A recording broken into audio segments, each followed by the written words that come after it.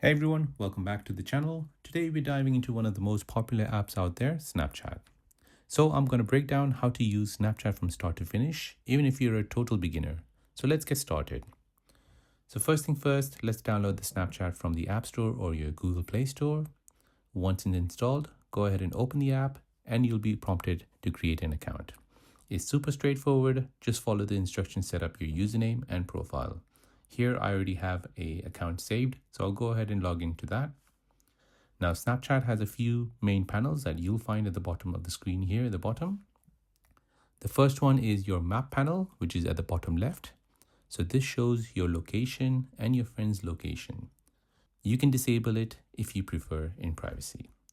Now the second panel is your chat panel. So this is second from your left. Here's where you can send and receive messages, snaps, and even search for friends.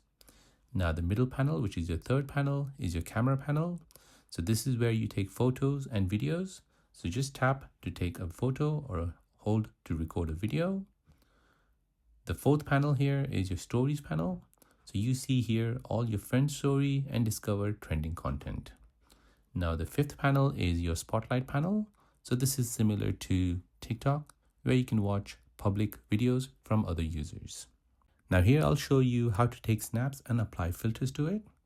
Now to take a snap, just tap the circle button to take a photo, or if you want to take a video, hold it down to record a video. You can swipe left to add cool filters and effects. If you want to add some text or draw something, you can also do this. Just use the icons on the right hand side after taking a snap. Now once you've taken a snap, let's send the snap to one of your friends or add it to your story. So once your snap is ready, hit the send button at the bottom here. Now you can go ahead and send it directly to friends, add it to your story or to your private story. So stories stay up to 24 hours.